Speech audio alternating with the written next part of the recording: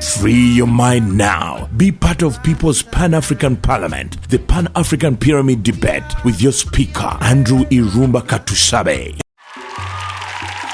Welcome aboard. Welcome to another edition of the Pan-African Pyramid Show here at Fairway Hotel. Every Friday from 5 to 8 p.m. we are at Fairway Hotel in Kampala, and this show is probably sponsored by Fairway Hotel, NBS TV, and the Spa Uganda. Friday we are at Fairway Hotel. On Saturday from 4 to 5 p.m. we are on NBS television. A recorded version of the show is run on NBS television every Saturday from 4 to 5 p.m. Ladies and gentlemen, I'm glad that you're joined here live at Fairway Hotel. And those of you who are following us online via our social media handles, please welcome aboard. My name is Andrew Irumba Katusabe, your speaker. And tonight we are looking at the implications of colonization for the development of African people. We have, discussed somebody from Ghana, and he says, I am simple and African. When you say Ghana, you have to be quick to add, it's just a part of Africa. So he comes from a part of Africa called Ghana. His name is Kojo Ablode. Kojo Ablode is our special guest tonight. He's going to lecture us. This is now a free of mind lecture. He's going to be looking at the implications of colonialism for the development of African people. What are those implications? What are the challenges? Are there some benefits? Mr. Kojo would like to make this a class. Like we will go to university, sit in the class and study. We'd like to have an interactive class whereby we can learn some of these things so that we also go back home and we discuss. Now, before I call Mr. Kojo, I would like to recognize and introduce one of our pioneer members here. His name is so long, Mr. Bongo Bimana Gumaturiha. Give him a microphone, he helps me. Right? He has two names, listen to the names. Every time I have tried to speak them. Sir, can you introduce yourself? Oh, thank you. Greetings in the name of His Imperial Majesty, Haile Selassie I. Yeah, I come with greetings from Shenyi. I'm from the 20th Farai. The 20th Farai is a micronation which subscribes to the greater Pan-African nation or the greater Rastafari nation. The Rastafari nation is the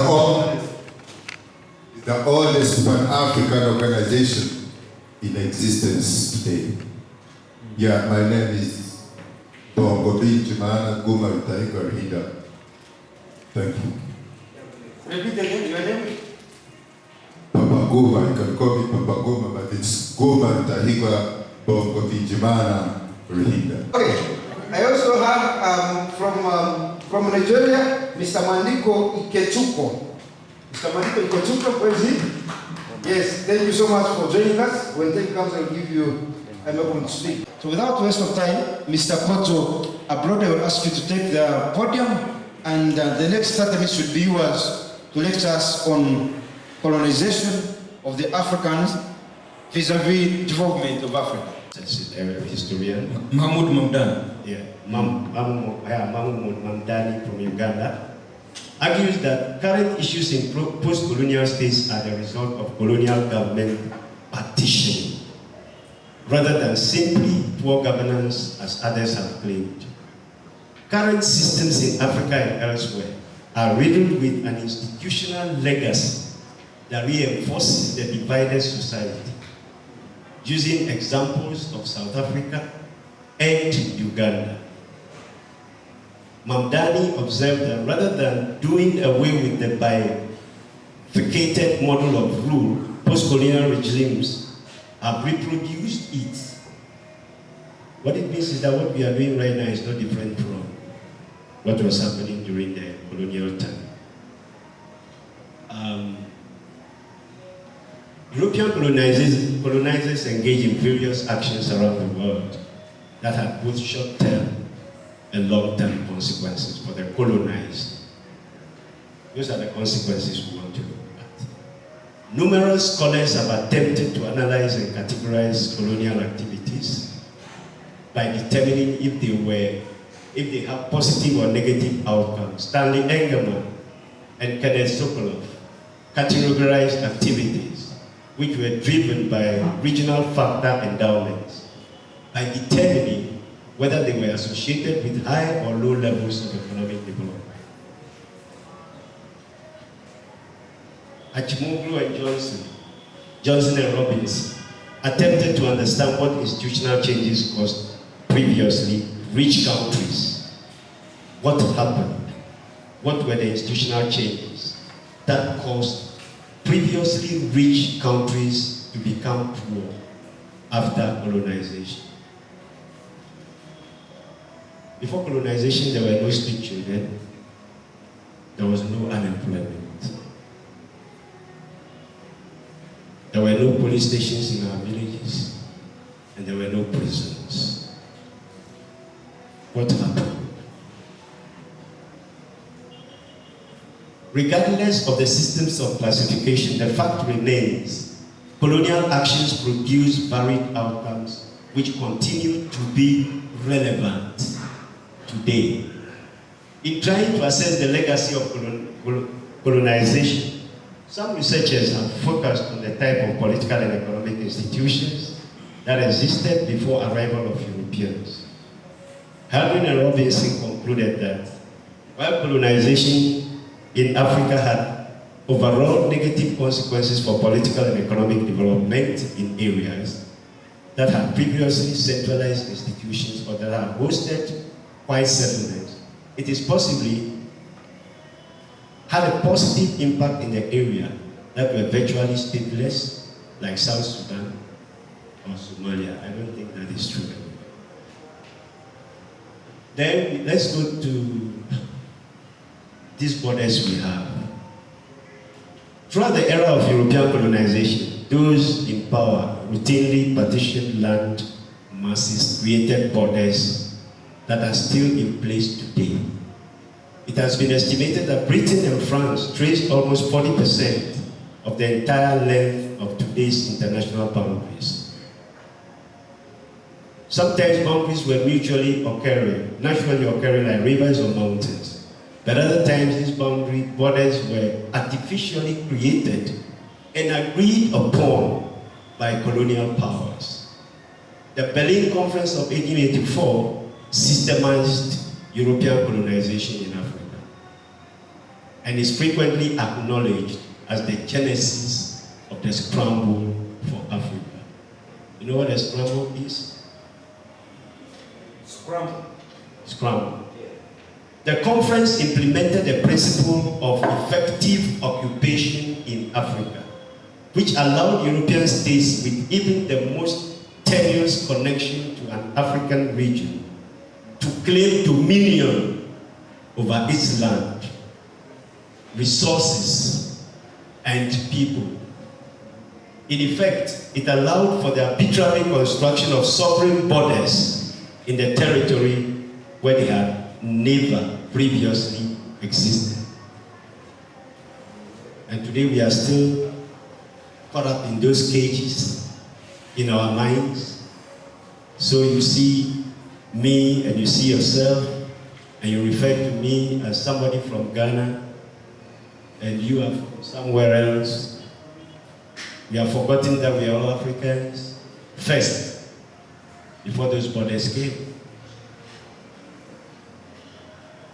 We are African people first, before these demarcations came. Which one should be more important to us?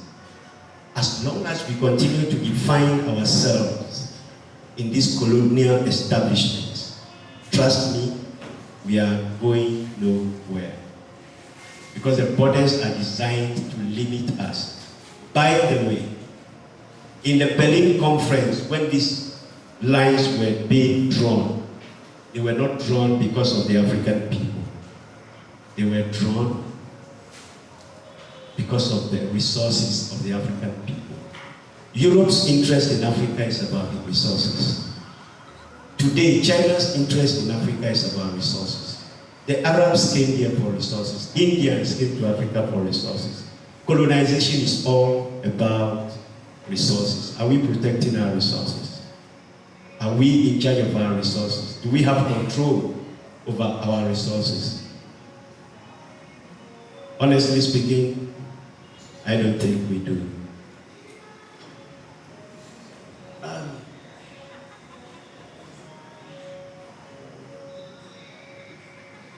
Jeffrey Herbst has written extensively on the impact of state organization in Africa.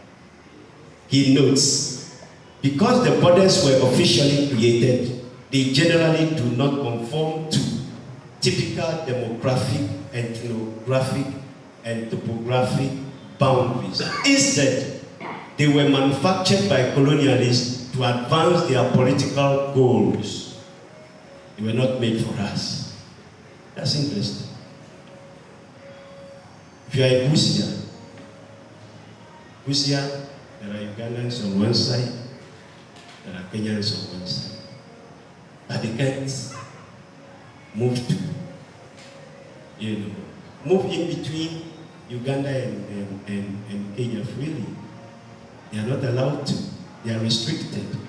And those restrictions were not meant for us. This led to large-scale issues like the division of ethnic groups, like the Samia in Busia, my tribe, the Ewe tribe. You find us in 4 countries. When the colonial lines were drawn, we speak the same language, we have the same culture, we do everything the same. But you find part of us in the eastern part of Ghana, you see part of us in Togo, you see part of us in Benin, and part of us in western Nigeria. Same language, same people, same culture. But today, those of us in Ghana and Nigeria, we speak English. Our brothers and sisters in Togo and Benin speak French. Sad. Our kingdom has been torn apart. William F.S. Myers of Northeastern University argues that the perfunctory division of the entire continent created expansive and governed borderlands. Those borderlands persist today and are heavens for crimes like human trafficking and arms smuggling. When you get to the border, there's a place called no man's land. When you are there, you are not under any government. No man's land? Yeah. If you go to the border between Ghana and Togo, there's a distance between the two, which is called no man's land. No man's land. Yeah. Because when they were sharing the land, they left that. Modern preservation of the colonially defined borders. Herbst notes a modern paradox regarding the colonial borders in Africa. While they are arbitrary, there is a consensus among African leaders that they must be maintained. You see the challenge? They are illegal, arbitrary, drawn in Berlin between 1883 and 1884 and 1886. Conference chaired by Otto von Bismarck. And they divided these things. It is illegal. But today, we as African people have accepted that they must be maintained.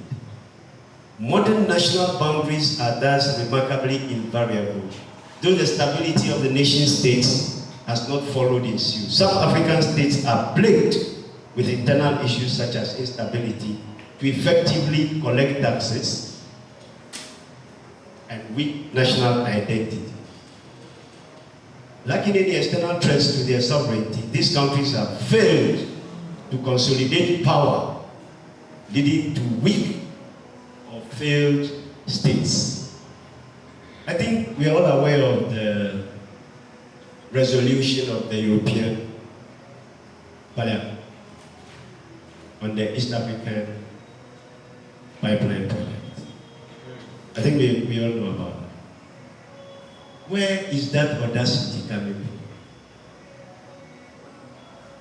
How can the European Parliament sit,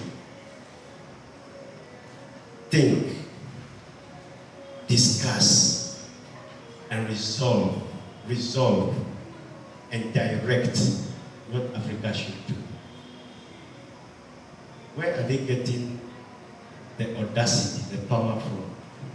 And I'm glad His Excellency, the President of the Republic of Uganda, responded appropriately to that. I call it misconduct, I call it disrespect, I call it totally out of place position by Europe.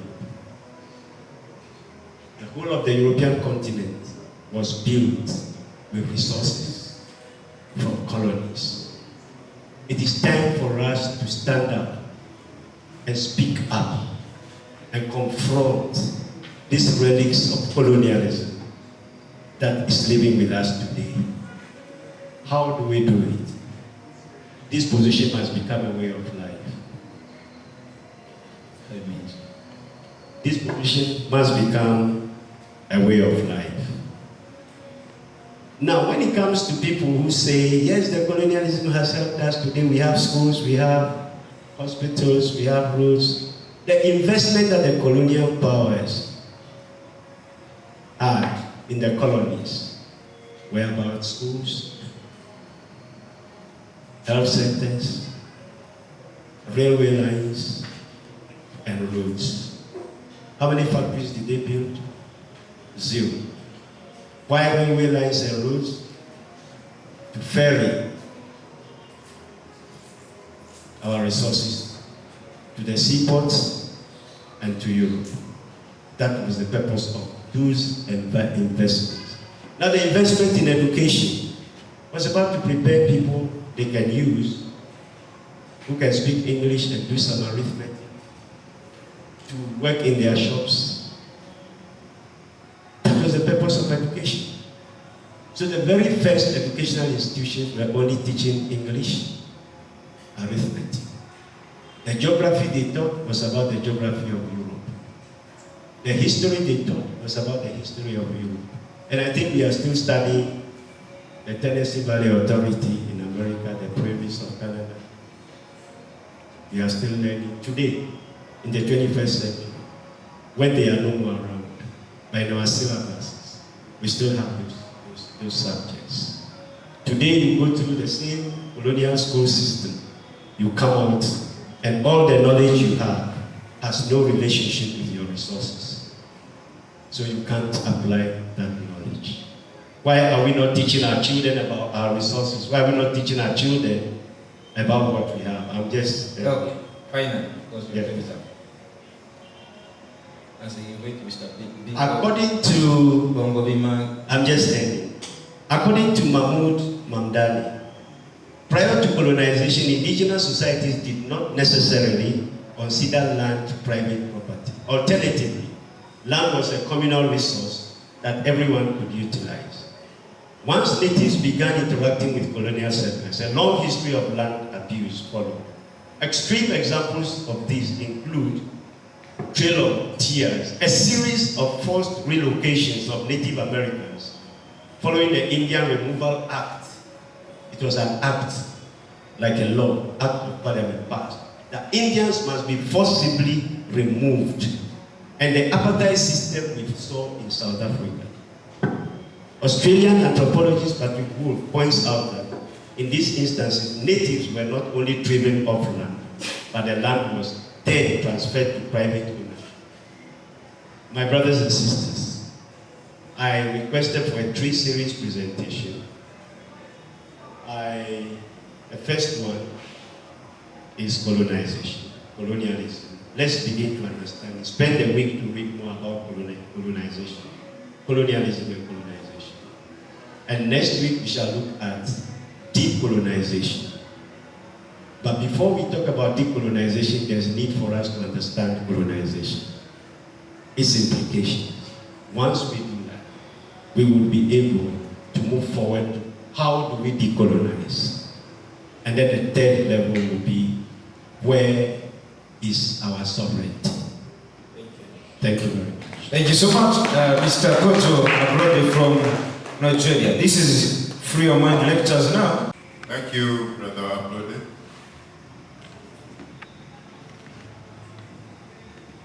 I also thank our speaker for organizing this, actually for keeping the fire burning, as I always do. Thank you.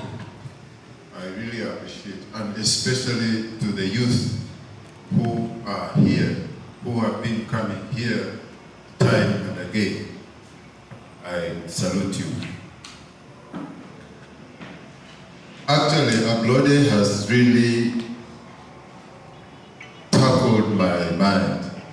When we were coming here, I was wondering, what is this discussion going to lead us to?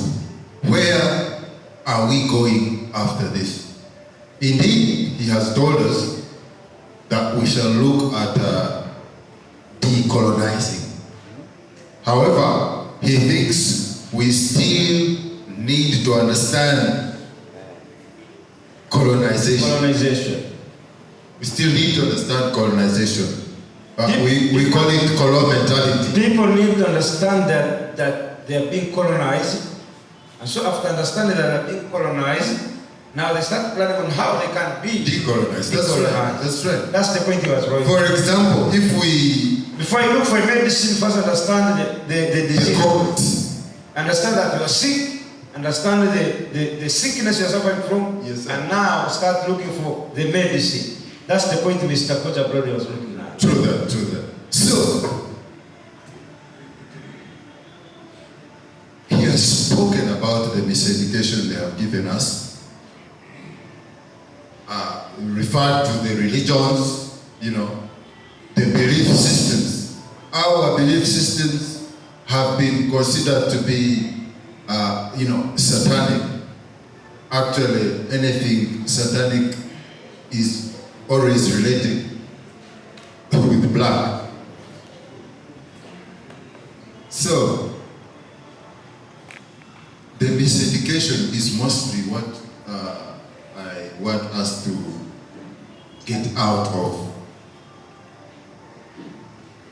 Look at just geography.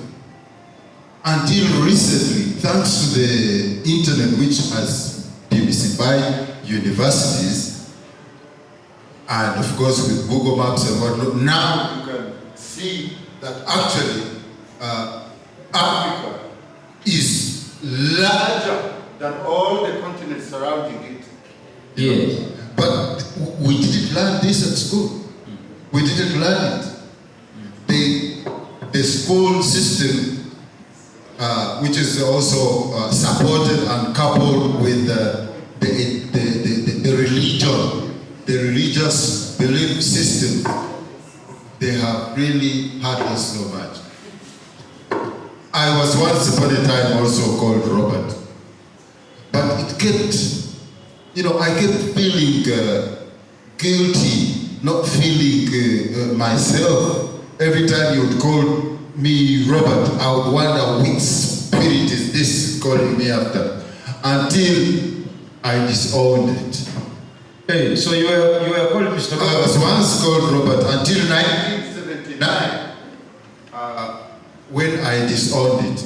And then later, in the late 90s, did I say 79? It was in 1979. But in the late 90s, 1998, I was given on the name Bongo Benjamin, which Bongo Benjamin is derived from Bongo, which means the brain, and Benji, which is multiple.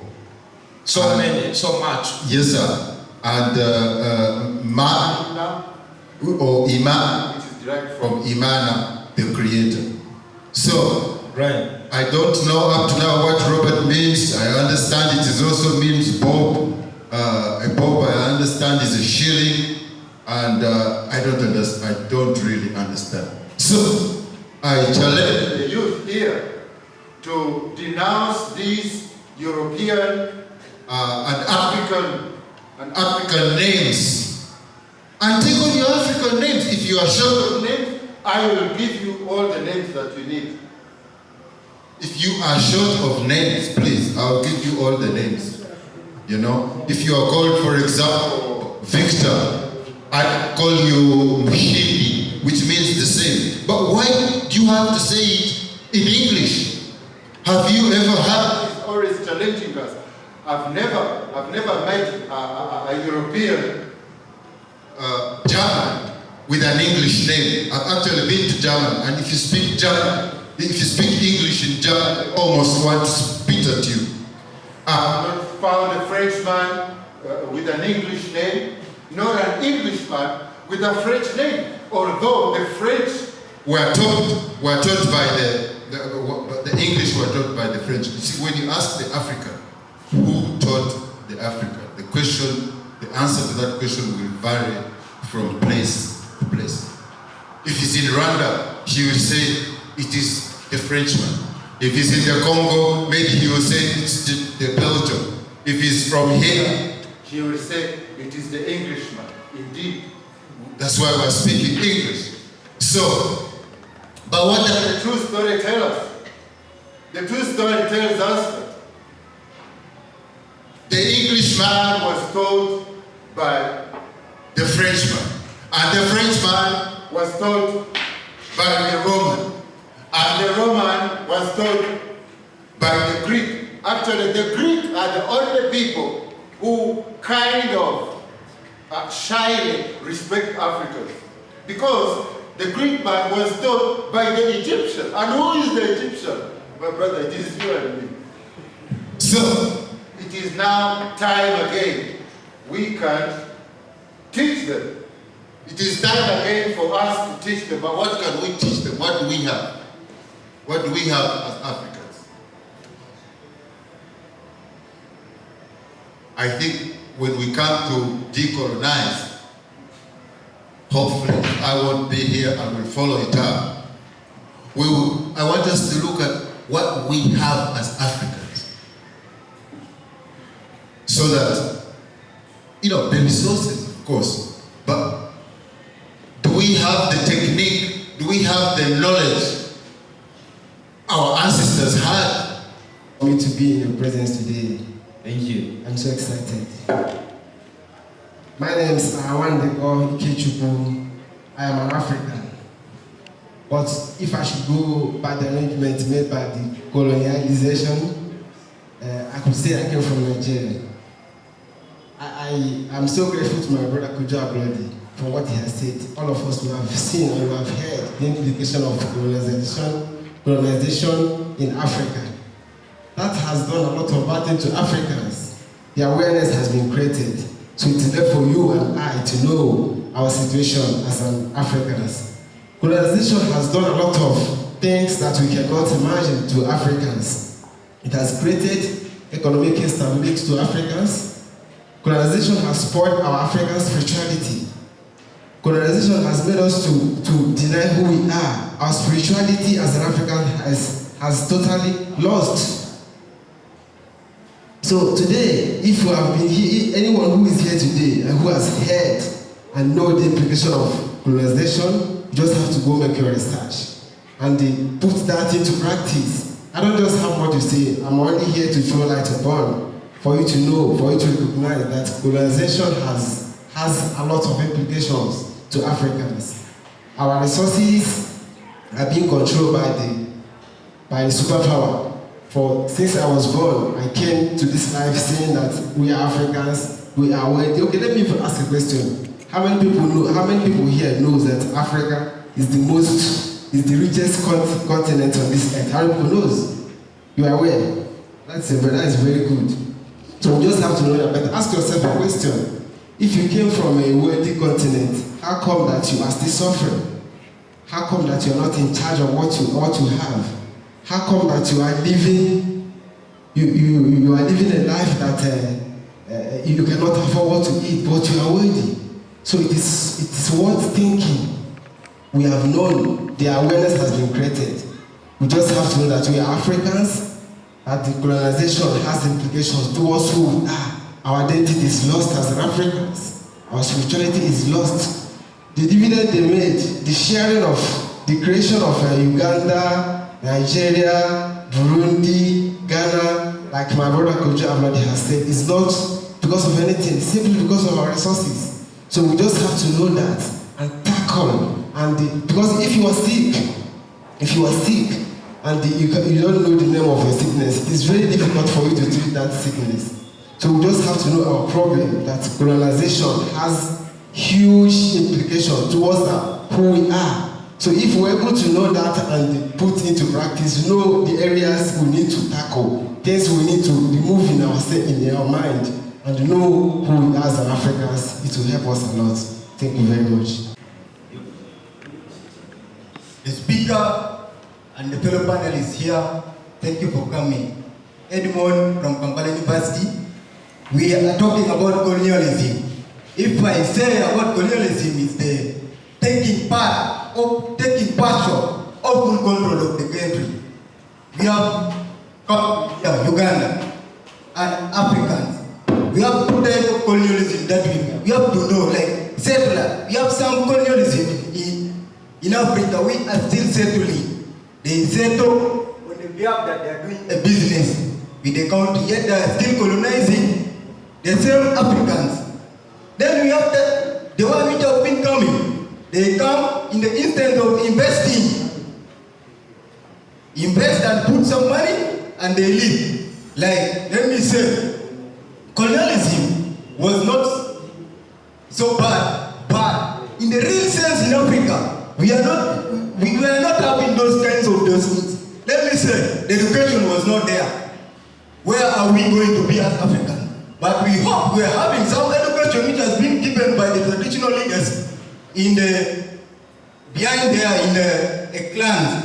But because of also them, that's why they brought for us some knowledge that we are saying colonialism is bad, colonialism is bad. But for the greater extent, colonialism is bad because they are taking a lot of our resources in Africa. Like, let me say, we are talking about eco. The European Union are making their own decisions in Africa just because we have our own resources. Do we have African leaders? Or do we have African parliament? Or do we have AOU? Or AU, that African Union?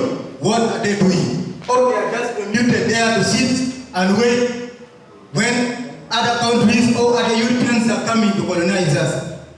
Now, if we say the government has made a good decision in Africa, let me say, the government, we as Ugandans, we are earning less percentage in oil.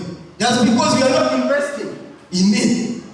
Because someone is investing and putting some money, more in it, and say, you're going to earn small money, and I'm going to earn big money. Here, as Ugandans, we said it's better Ugandans to invest in their own things by saying that the education we are getting, the education that they have been giving us, let the government approve that we are, as a student, we are qualified to extract that minerals.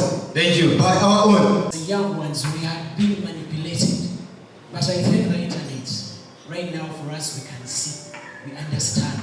You know, you study the Tennessee, New England, we have never been there. You don't know what is really happening in Africa. You don't know about, let me say, for example, in Uganda, Mountain Rwenzori, Mfumbura Ranges, Mekatwe, the source of the Nile, they keep dominating your mind. And you become a puppet for them. Because now, when you know all of this, you would want to only work where? In your country. You don't know anything about it. And they tell you, okay, we have given you a job in Karamoja. You totally know nothing of the geography within your country. Our elders, I thank you very much for showing us what we are supposed to do. We are not going to be victims of what happened. Right now, the biggest and most horrible circumstances that we are facing is they are trying to engulf our politics and economics. As you know, in order to control a country, you take its economical power. From the economical power, you can handle the political power. as Africa as one, I say if African nations decided to lock out the entire world for the next 10 years, who would survive and who would perish?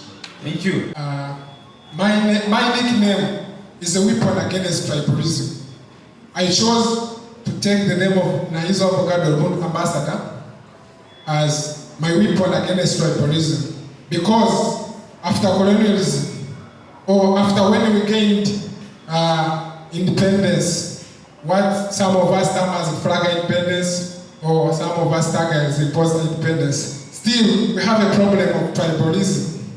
So it has become a problem when we talk about colonialism,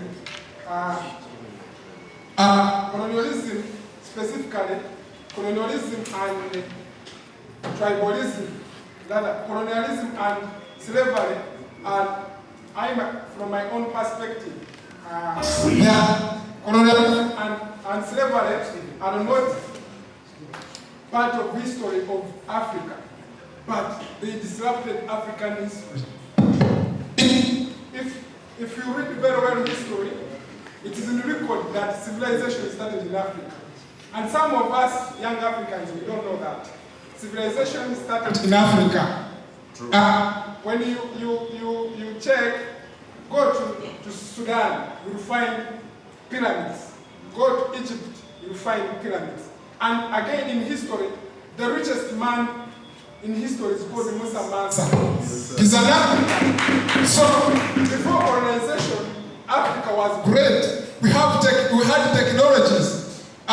When you go to Benin, the great walls of Benin and Zimbabwe are the greatest, are greater than the walls of China.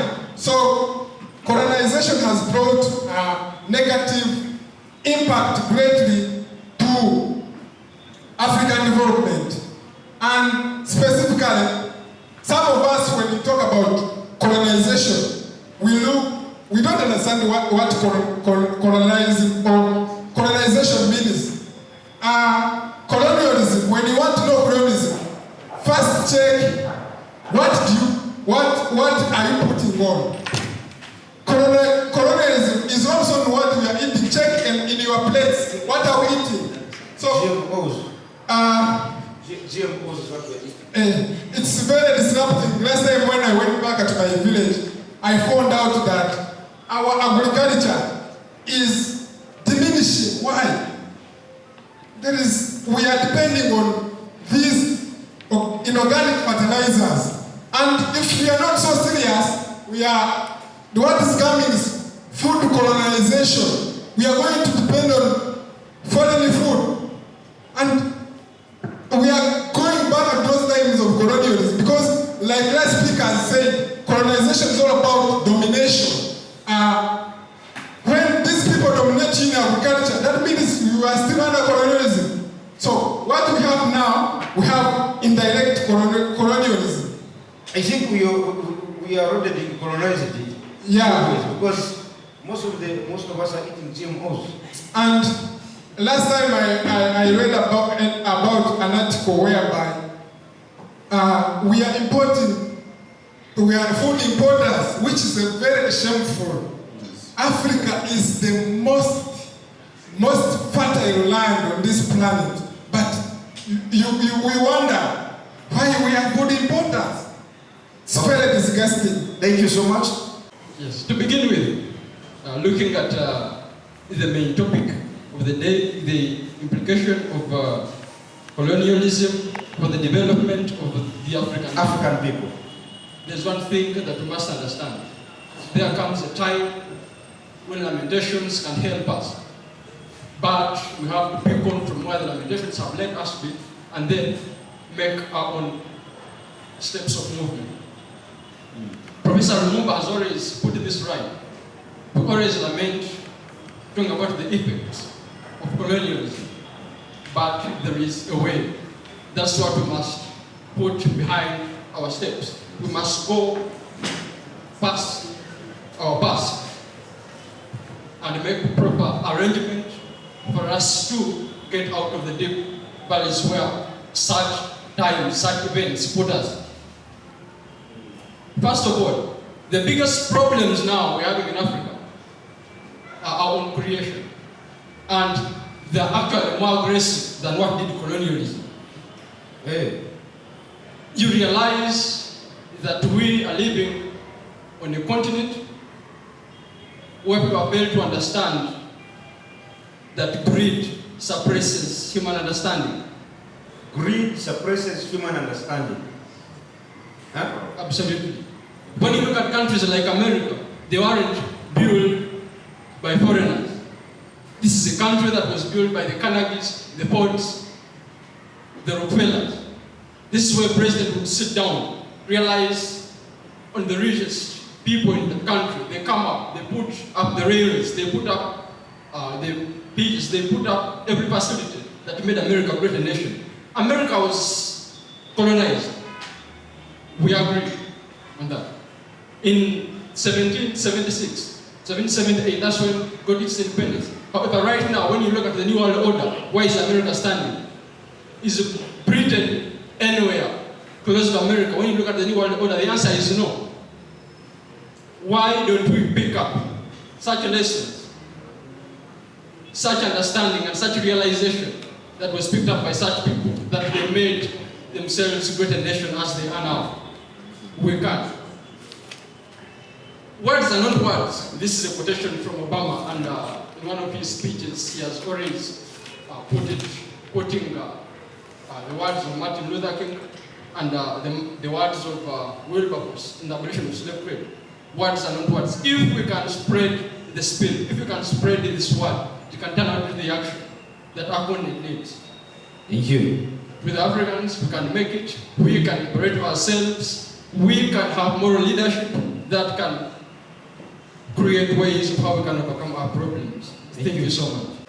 And on the 28th, Mr. Kojo Ablode will continue with his debate. This time we shall be talking about decolonization of Africa.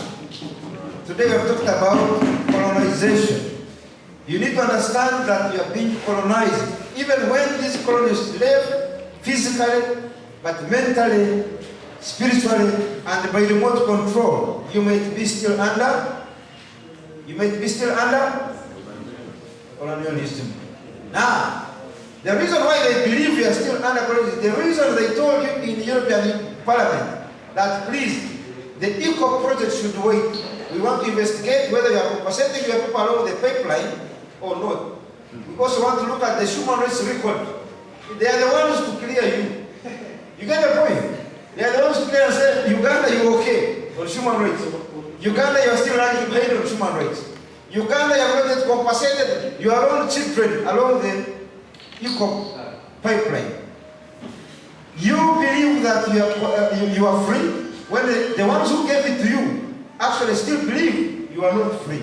And that's the reason every other year they rotate the choker, Commonwealth, heads of government.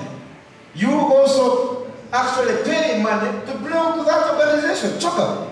All African countries pay money to belong to choker. And when they come, recently when in Rwanda, when they come, they tell you their programs for you. They tell you, Uganda, next year we shall do this and this. They don't need your consultation. They don't need your input. They simply come and read what they will do in your country. When they call you, you sit down, they tell you what they are going to do for you. You get the point? The people whom you say gave you independence, they still believe you are not. Now, after understanding that you are not, what are they supposed to do? That's what Brother Kojo Ablode will handle on 28th, the Friday after next Friday. Thank you so much, ladies and gentlemen. This has been the Pan-African Pyramid Show here at Fair Hotel. The version of this show will run tomorrow on NPS from 4 to 5. Please tune in. Thank you. My name is Andrew Irumba Katusebe, your speaker. Omnani komoti, engaba koko ngani.